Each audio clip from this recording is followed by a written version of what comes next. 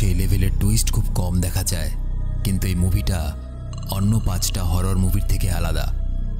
যা চোখে দেখবে তোমরা এই মুভি এক্সপ্লেনে, তা কতটা সত্য কতটা মিথ্যে সেটা মুভির লাস্টে বোঝা যাবে, কারণ অপেক্ষা করছে এক চরম টুইস্ট। হ্যালো, তোমরা দেখছো এক্সপ্লেইন টিভি বাংলা। আজকের মুভি দ্য আনইনভাইটেড। তো মুভি শুরু হয়, দেখা যায় মেয়েটার নাম অ্যানা আইভার্স। সে তার বয়ফ্রেন্ডের সঙ্গে ঠোঁটের ব্যায়াম করতে ব্যস্ত ছিল একটা সমুদ্র সৈকতের পার্টিতে। তো অ্যানা এই সময় বলে, আমার এখন বাড়ি যাওয়া উচিত। এই বলে অ্যানা সেখান থেকে চলে যেতে থাকে। এখানে দেখা যায় এই মেয়েটাকে, যার নাম অ্যালেক্স আইভার্স। অ্যালেক্স হলো অ্যানার বোন। অ্যালেক্স অ্যানাকে জিজ্ঞেস করে কি হয়েছে। অ্যানা কিছু বলে না, সেখান থেকে চলে যায় এবং জঙ্গলের রাস্তা দিয়ে যাওয়ার সময় অ্যানা লক্ষ্য করে 3টা প্লাস্টিকের ব্যাগ পড়ে আছে। অ্যানা কাছে গিয়ে সেই ব্যাগ খুলতেই দেখে তার থেকে একটা মেয়ের ডেড বডি বেরোলো। কিন্তু অবাক ব্যাপার, অ্যানা দৌড়ে পালিয়ে না গিয়ে ব্যাগটার কাছে যায় এবং সে যখন মৃতদেহটাকে দেখছিল তখন হঠাৎ করে সে মৃতদেহের মাথাটা তার দিকে ঘুরে যায় আর বলে ওঠে, বাড়ি যাস না। অ্যানা এটা শোনার পর দৌড়ে বাড়ি পৌঁছায় আর সোজা চলে যায় বোট হাউসে, মানে যেখানে অ্যানার অসুস্থ মাকে রাখা হয়েছে। আর অ্যানার মা শয্যাশায়ী, তাই ওনার দেখাশোনার জন্য একজন নার্স থাকে, কিন্তু ওই সময় নার্স বোট হাউসে ছিলই না। অ্যানা দৌড়ে ঘরে যায় এবং দেখতে পায় অ্যানার বাবা যেই ঘরে থাকে সেখানকার দরজা দিয়ে রক্ত বেরোচ্ছে। আর হঠাৎ করে একটা লাইট ল্যাম্প নিচে পড়ে যায় আর সাথে সাথে অ্যানাদের বোট হাউসটা বিস্ফোরণের সঙ্গে আগুন জ্বলে ওঠে। দৃশ্য বদলায়, দেখা যায় অ্যানা একটা মানসিক হাসপাতালে। তার ডক্টরকে তার স্বপ্নের কথা জানাচ্ছিল, অর্থাৎ এতক্ষণ যে ঘটনাগুলো ঘটছিল ওই সব কিছুই অ্যানার স্বপ্ন ছিল। অ্যানাকে বলতে শোনা যায়, আমি রোজ এই স্বপ্ন দেখি, যেন আমার মা আমাকে কিছু বলতে চায় আমার স্বপ্নের মাধ্যমে। এখানে বলে রাখি, 10 মাস আগে অ্যানার মা একটা দুর্ঘটনাতে মারা যায়, সেই বোট হাউসেই, তাও আবার আগুনে জ্বলে। আর মায়ের এই অকাল মৃত্যু সহ্য করতে না পেরে অ্যানা আত্মহত্যার চেষ্টা করে এবং এই জন্য অ্যানা হসপিটালে আছে প্রায় 10 মাস ধরে। কিন্তু সেই রাতে যেদিন তার মা আগুনে পুড়ে মারা যায়, ওই দিন ঠিক কী হয়েছিল অ্যানার কিছু মনে নেই। অ্যানার ডক্টর অ্যানাকে বলে, শোনো অ্যানা, এসব স্বপ্নের একটাই কারণ হতে পারে, আর সেটা হলো আমাদের বেঁচে থাকার ইচ্ছা। মানুষ কখনো কখনো মনে রাখার জন্য বেঁচে থাকে, আবার কখনো কখনো ভুলে যাওয়ার জন্য। তোমার ক্ষেত্রে হয়তো ভুলে যাওয়াটাই স্বাভাবিক। এরপর ডাক্তার এনাকে একটা রহস্যময় কথা বলে, যেটা তুমি শুরু করেছিলে সেটা শেষ করো। এই বলে ডাক্তার অ্যানাকে হাসপাতাল থেকে ছেড়ে দেয়। এরপর অ্যানাকে নিয়ে যেতে তার বাবা স্টিভেন আসে হাসপাতালে। অ্যানা ব্যাগ গুছাতে যাবে, এমন সময় একটা পাগল মেয়ে অ্যানার সামনে এসে অ্যানাকে বলে, তুই চলে গেলে আমি আমার গল্প কাকে শোনাবো? যাস না, তুই যাস না। কয়েকজন নার্স এসে পাগলটাকে নিয়ে যায়। এরপর অ্যানা তার বাবা স্টিভেনের সাথে বাড়ি যায়। যাওয়ার পথে স্টিভেন অ্যানাকে তার লেখা নতুন বইটা দেয়, যেখানে স্টিভেন তার 2 মেয়ে অ্যানা ও অ্যালেক্সকে উদ্দেশ্য করে বইটা লিখেছিল। অ্যানা সেটা দেখে খুব খুশি হয়। এরপর স্টিভেন অ্যানাকে একটা কুকিজের বাক্স দিয়ে বলে, এটা র্যাচেল বানিয়েছে, তোমাদের নতুন মা। এখানে বলে রাখি, র্যাচেল ছিল অ্যানার মার সেই নার্স, একটু আগে যার কথা বললাম। অর্থাৎ অ্যানার মা অসুস্থ ছিল যখন, র্যাচেলকে রাখা হয়েছিল ওর মার দেখাশোনার জন্য। আর ওর মা মারা যাওয়ার পর স্টিভেন সেই নার্স র্যাচেলের সঙ্গে সম্পর্কে জড়িয়ে পড়ে। বোঝো ব্যাপার। তো র্যাচেল বানিয়েছে শুনে অ্যানা বাক্সটা বন্ধ করে দেয়, যার থেকে বোঝা যায় অ্যানা র্যাচেলকে তেমন একটা পছন্দ করে না।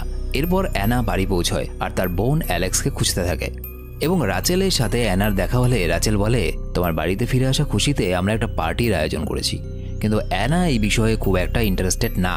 সে বলে, আমি বোট হাউসের ধারে যাচ্ছি। বোট হাউসের সামনে গিয়ে অ্যানা দেখতে পায় 10 মাস আগে যেটা আগুনে জ্বলে গেছিল সেই বোট হাউসকে আবার আগের মতো বানিয়ে দেওয়া হয়েছে। দেখে বোঝাই যাচ্ছে না যে কোনো বড় দুর্ঘটনা হয়েছিল। অ্যানা বোট হাউসের ভেতরে উঁকি মারতে থাকে এবং এমন সময় সেখানে অ্যালেক্সকে দেখা যায়। অ্যালেক্স অ্যানাকে বলে, মনেই হচ্ছে না তাই না যে কিছু হয়েছিল এখানে? এরপর অ্যানা আর অ্যালেক্স বসে কথা বলতে থাকে। অ্যালেক্স বলে, তুই যখন হসপিটালে ছিলিস আমি তোকে অনেকগুলো চিঠি লিখেছি, একটারও উত্তর দিসনি তুই, কেন? অ্যানা বলে, চিঠি? আমি তো তোমার কোনো চিঠি পাইনি, হয়তো আমার ডাক্তার চিঠিগুলো আমাকে দেয়নি। অ্যালেক্স বলে ওঠে, না ডাক্তার না ওটা, আমি জানি ওটা কে। এরপর অ্যানা দেখতে পায় অ্যালেক্স তাদের বাবা স্টিভেনের কাছে গিয়ে বলে, তুমি আমার একটা চিঠিও অ্যানা অবধি পৌঁছতে দাওনি তাই না, যাতে তুমি আর তোমার নতুন গার্লফ্রেন্ডের কাণ্ড কারখানাও জানতে না পারে, এই জন্য। স্টিভেন কোনো উত্তর দেয় না, চুপচাপ বসে থাকে। অ্যালেক্স সেখান থেকে বেরিয়ে যায়। এরপর অ্যানা ঘরে ঢুকে লক্ষ্য করে র্যাচেল তাদের ঘরের সব কিছু বদলে দিয়েছে নিজের মতো করে, এমনকি রান্না ঘরে রাখা একটা পুরনো চকবোর্ড স্টোর রুমে রেখে দিয়েছে। অ্যানা স্টোর রুমে যায় আর একটা ছোট্ট বেল খুঁজে পায়, যেটা অ্যানার মার হাতে ছিল যখন তিনি অসুস্থ ছিলেন। শয্যাশায়ী হওয়ার জন্য কাউকে ডাকতে এই বেলটা উনি ব্যবহার করতেন। তো অ্যানা সেটা খুঁজে পায়, আর খুঁজে পায় তাদের ফ্যামিলির পুরনো ফটো। অ্যানা ফটোগুলো দেখতে শুরু করে এবং একটা শেষ ফটো তার মায়ের সাথে সে দেখতে পায় যখন রাচেল বাড়িতে ছিল নার্স হিসাবে। অ্যানা ফটোটাকে দেখতে থাকে। এর পরের দৃশ্যে দেখা যায় অ্যানা ঘুমোচ্ছিল, এমন সময় হঠাৎ করে অ্যানার চোখ খুলে যায়।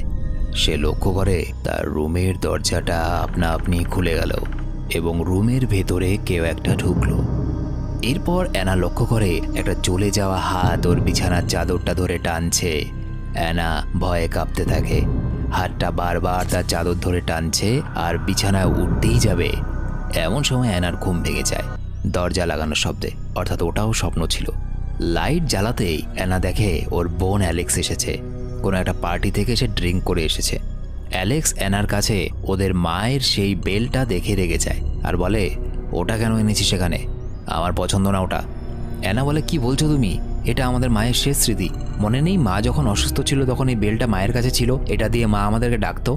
অ্যালেক্স বলে, হ্যাঁ মনে আছে, আর এটাও মনে আছে ওই বেলটা এনেছিল ওই রাচেল, কিন্তু মার সাহায্যের জন্য আনেনি। এই বেলটা পোষা জন্তুদের দোকান থেকে এনে মার হাতে বেঁধে দিয়েছিল রাচেল, তার কারণ যাতে বাবার সাথে প্রেম করার সময় মা আসার শব্দ পেয়ে যায়। সব জানি আমি। অ্যানা বলছে, তুমি এসব কথা বানিয়ে বলছো। অ্যালেক্স বলে, আমি নেশা করে এসেছি ঠিকই, কিন্তু সব দেখতে পাই রে। এর পরের দিন সকাল, অ্যানাকে দেখা যায় সে পুরনো চকবোর্ডটা স্টোর রুম থেকে নিয়ে রান্নাঘরে লাগাচ্ছে। এটা রাচেলকে বোঝানোর জন্য যে পুরনো হলেও এটা তাদের প্রিয়। রাচেল এই সময় চলে আসে আর অ্যানাকে বলে, অ্যানা, প্রথম যখন এই বাড়িতে এসেছিলাম আমি তোমাকে দেখে একটা কথাই ভেবেছিলাম, যে তুমি অ্যালেক্সের থেকে আলাদা, দয়ালু, কিন্তু তোমার মধ্যে অনেক রহস্য লুকিয়ে। তাই আমি চাই এই পরিবারটাকে নতুন করে সাজাতে তুমি আমাকে সাহায্য করো, তাহলে তুমিও থাকতে পারবে। অর্থাৎ হাসপাতাল থেকে ফিরে আসার পরে অ্যানার এই ইগনোর করার ব্যাপারটা রাচেল একটু বিরক্ত হয়ে আছে। অ্যানা এরপর অ্যালেক্সের সাথে বোট হাউসের ধারে সুইমিং করতে থাকে। এমন সময় দূর থেকে ম্যাটকে আসতে দেখে অ্যালেক্স চলে যায়। ম্যাট স্টিভেন আর তার পরিবারের রেশনের খাবার দাবার এনেই তো। ম্যাট হলো সেই ব্যক্তি যাকে আমরা সিনেমার শুরুতে অ্যানার সঙ্গে ঠোঁটের ব্যায়াম করতে দেখেছিলাম। তো ম্যাট অ্যানাকে বলে, ওই রাতে আমি তোমার পিছনে পিছনে এসেছিলাম অ্যানা, আমি সব দেখেছি যা যা হয়েছিল।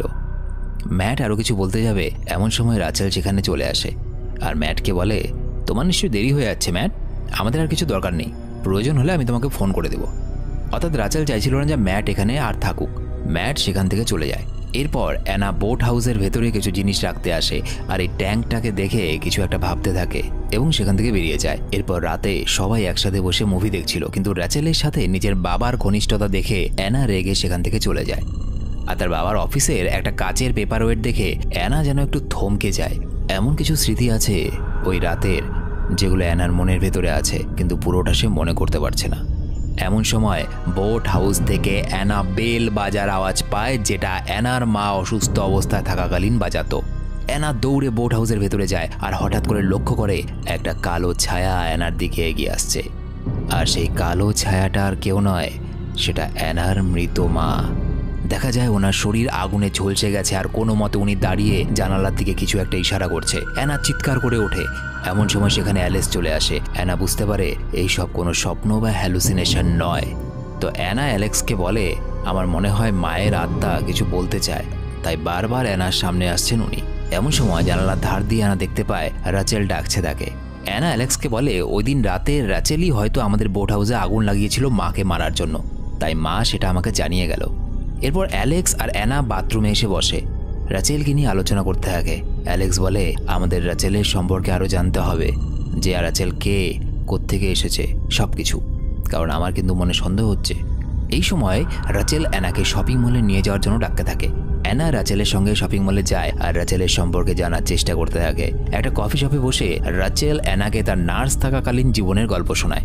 রাচেল বলে, কি ভয়ানক ছিল দিনগুলো, কিছু টাকার জন্য কত না কথা শুনেছি আমি, কত কিছু করেছি, বয়স্ক অসুস্থ লোকগুলোর থেকে অনেক কথা শুনতাম আর শুধু এটাই ভাবতাম এরা তো খুব তাড়াতাড়ি মারাই যাবে, যা বলছে বলুক।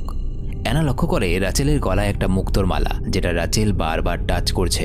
রাচেল বলে, এটা আমার এক পেশেন্ট দিয়েছিল আমায়, খুব সুন্দর তাই না? অ্যানা বলে, হ্যাঁ খুব সুন্দর। এই সময় অ্যানা দেখে ওই কফি শপে একটা অদ্ভুত বাচ্চা মেয়ে অ্যানার দিকে তাকিয়ে আছে।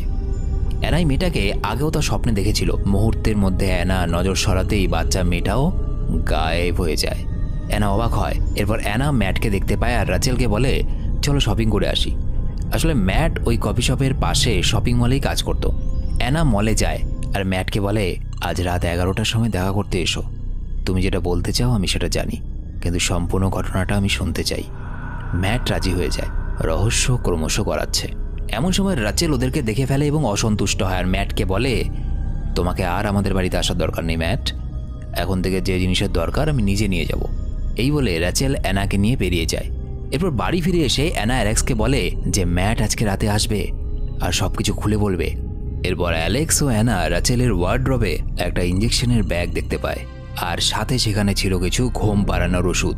যেহেতু রাচেল একজন নার্স ছিল, তো এসব থাকাটা স্বাভাবিক হলেও এতগুলো ঘুমের ওষুধ থাকাটা একটু রহস্যজনক। এরপর রাতে অ্যানা আর অ্যালেক্স ম্যাটের জন্য অপেক্ষা করতে থাকে অনেকক্ষণ ধরে। ম্যাট সেখানে আসে না। অ্যানা প্রচণ্ড চিন্তায় পড়ে। ওরা দুজন বাড়ি চলে আসে। অ্যানা ঘুমিয়ে থাকে। এমন সময় অ্যানা লক্ষ্য করে ম্যাট এসেছে জানালা দিয়ে তার সঙ্গে দেখা করতে। ম্যাটের সারা শরীর জলে ভিজে আছে, ঠান্ডায় কাঁপছিল ম্যাট। আর অ্যানা ম্যাটকে শান্ত করার জন্য এটা করছিল। এমন সময় অ্যানা লক্ষ্য করে ম্যাটের পিঠের একটা হাড় উঠে আছে। এমনভাবে উঠে আছে যেমনভাবে ঠিক হাড় ভেঙে গেলে হয়। অ্যানা চমকে ওঠে আর এই সময় ম্যাট অ্যানার হাড় টেনে ধরে আর বলে, তোমার মা আমাকে ওয়ার্নিং দিয়েছিল কিন্তু আমি শুনিনি। অ্যানা দেখতে পায় ম্যাটের চেহারা বদলে গেছে আর ফ্লোরে পড়ে অদ্ভুত আচরণ করছে ম্যাট। অ্যানা চিৎকার করে দরজার বাইরে এসে পড়ে আর হঠাৎ দেখতে পায় সকাল হয়ে গেছে। অ্যানা কিচ্ছু বুঝতে পারে না। রুমের দরজাটা খুলে দেখে ম্যাট সেখানে নেই। এরপর অ্যানা হেলিকপ্টারের আওয়াজ পায়। অ্যানা আর অ্যালেক্স ছুটে যায় সেদিকে লক্ষ্য করে আর জল থেকে ম্যাটের প্রাণহীন দেহটা তোলা হচ্ছে। শেরিফ অ্যামেরি, শেরিফ মানে তখনকার দিনে আমেরিকার পুলিশ অফিসারদের শেরিফ বলা হতো, অ্যানাকে বলে বোট থেকে পড়ে গিয়ে হাড় ভেঙে যাওয়ার কারণে ম্যাটের মৃত্যু হয়েছে। তবুও আমরা ম্যাটের মৃত্যুর আসল কারণ খোঁজ করে দেখব। এরপর অ্যানা স্টিভেন অর্থাৎ তার বাবাকে রাচেলের ব্যাপারে বলার চেষ্টা করে, কিন্তু স্টিভেন কিছুতেই শুনতে চায় না অ্যানার কথা। এরপরের দৃশ্যে দেখা যায় অ্যানা অ্যালেক্সকে বলছে, এতদিন যেগুলোকে আমি স্বপ্ন ভাবতাম সেই সব কিছু কোনো কিছুই স্বপ্ন ছিল না। কালকে ম্যাট আমার ঘরে এসেছিল রাতে। এই বলে অ্যানা নিজের হাতটা অ্যালেক্সকে দেখায়। দেখা যায় অ্যানার হাতে আঙুলের ছাপ দেখে যা মনে হচ্ছে তাতে খুব করে চেপে ধরা হয়েছিল হাতটা। অ্যালেক্স সেটা থেকে বুঝে যায় যে অ্যানা সত্যি সত্যি আত্মা দেখতে পাচ্ছে। অ্যালেক্স অ্যানাকে বলে সবকিছুই রাচেলের বিরুদ্ধে যাচ্ছে। এই রাচেল সামারের আসল পরিচয় কি সেটা খুঁজে বের করতে হবে আমাদের। এরপর অ্যালেক্স আশেপাশের সমস্ত হসপিটালে ফোন করে এটা জানার জন্য যে তাদের হাসপাতালে রাচেল সামার নামের কোনো নার্স কাজ করতো কি না। কারণ আমরা আগেই দেখেছি রাচেল অ্যানা আর অ্যালেক্সের মার দেখাশোনা করার জন্য নার্স হিসাবে এসেছিল বাড়িতে। অবাক করার মতো বিষয় এই যে কোনো হসপিটালই রাচেল সামার নামের কোনো নার্সের কোনো ঠিকানা বা হদিস দিতে পারল না, অর্থাৎ কোনো হসপিটালে এই নামের কোনো নার্স ছিলই না, নামই নেই। পরদিন রাত স্টিভেনের বাড়িতে একটা ছোট পার্টির আয়োজন করে রাচেল। তো অ্যানা সেখানে যায় রাচেলকে সাহায্য করতে রান্নাঘরে। সেই সময় ডাস্টবিন পরিষ্কার করতে গিয়ে অ্যানা সেই কফি শপে দেখতে পাওয়া বাচ্চা মেয়েটার প্রেতাত্মা দেখতে পায়। বাচ্চা মেয়েটা বলে ওঠে, এরপর তো তোর পালা। অ্যানা চিৎকার করে ওঠে আর অ্যানার ধাক্কায় টেবিলে থাকা খাবার নিচে পড়ে যায়। রাচেল দৌড়ে এসে দেখতে পায় পার্টিতে আসা লোকজনের জন্য বানানো খাবার নিচে পড়ে আছে। রাচেল ভাবে অ্যানা এটা ইচ্ছে করে করেছে। রাচেল রেগে চিৎকার করে ওঠে আর অ্যানার বাবা অর্থাৎ স্টিভেন মেয়ের এরকম ব্যবহার দেখে রেগে যায়। পরদিন রাচেল, অ্যানা আর অ্যালেক্স ম্যাটের শেষকৃত্যে যায়, অর্থাৎ ম্যাটকে কবরে দেওয়ার শেষ কাজ। সেখানে অ্যানা আবার সেই বাচ্চা মেয়েটাকে দেখতে পায় আর সাথে দুটো বাচ্চা ছেলেও ছিল। অ্যানা তাদের পিছন পিছন যায় আর লক্ষ্য করে তিনটা বাচ্চার কবর, যাদের নাম স্যামুয়েল রাইট, ডেভিড রাইট আর আইরিশ রাইট। এরপর অ্যানা আর অ্যালেক্স বাড়িতে এসে নেটে সার্চ করে জানতে পারে এই তিনটে বাচ্চা হলো ডাক্তার হ্যারিসন রাইটের, যাদের কয়েক বছর আগে খুন করেছিল মিলড্রেড কেম্প নামের একটা নার্স। আর খুন করার আগে বাচ্চাগুলোকে কড়া ঘুমের ওষুধ দেওয়া হয়েছিল। অ্যানা লক্ষ্য করে হ্যারিসন রাইটের বউয়ের গলাতে একটা মুক্তোর হার ছিল, যেই হারটা রাচেলের গলার হারের সঙ্গে মিল আছে।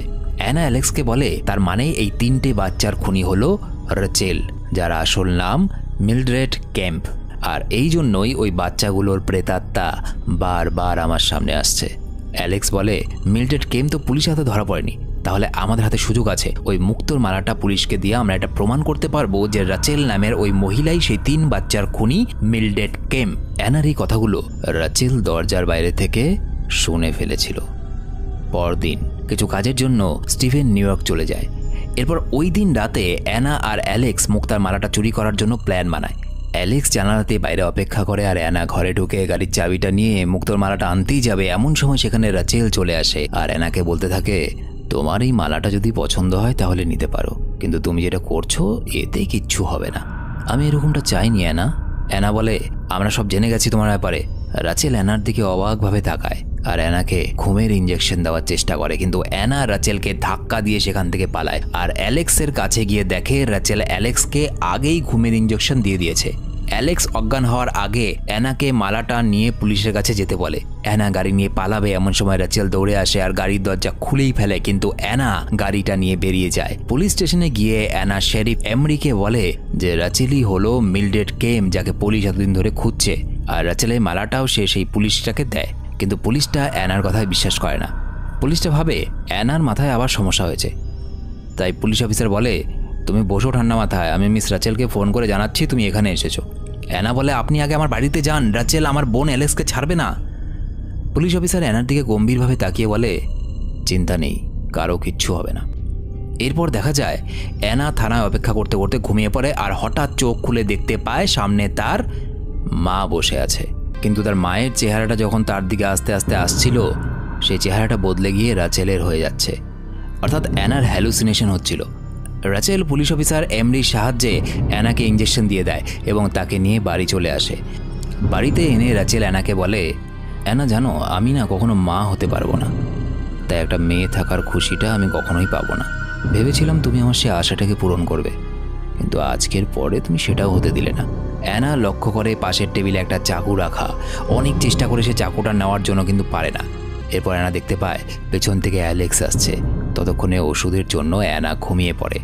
এরপর অ্যানার যখন ঘুম ভাঙে, অ্যানা দেখতে পায় চারিদিকে রক্ত এবং রক্তের দাগ একদম বাইরের ডাস্টবিনটা অবধি গেছে। অ্যানা প্রচণ্ড ভয় পায়। ডাস্টবিনটা খুলতে অ্যানা দেখতে পায় রাচেলের লাশ পড়ে আছে আর পাশে অ্যালেক্স রক্তাক্ত চাকু হাতে দাঁড়িয়ে আছে। অ্যালেক্সকে বলতে শোনা যায়, আর কোনো উপায় ছিল না অ্যানা, এটাই শেষ উপায় ছিল। এই সময় স্টিভেন চলে আসে সেখানে। অ্যানা দৌড়ে এসে স্টিভেনের কাছে যার বলতে থাকে, রাচেল আমাদের মাকে মেরেছে, ও আরও 3 জন বাচ্চাকে মেরেছে আর ও আমাদের মারতে চাইছিল, তাই ওর থেকে বাঁচার জন্য অ্যালেক্স রাচেলকে মেরে ফেলেছে। এতে আমাদের কোনো দোষ নেই বাবা। স্টিভেন অ্যানার কথা শুনে চমকে যায়। স্টিভেন এরপর যা বলে সেটা শুনে অ্যানাও থমকে যায়। স্টিভেন বলে, অ্যালেক্স কোত্থেকে এলো? অ্যালেক্স তো সেদিন তোমার মায়ের সাথে মারা গেছিল ওই দিন বোট হাউসে। আর দেখা যায় চাকুটা অ্যালেক্সের হাতে না, অ্যানার নিজের হাতেই আছে।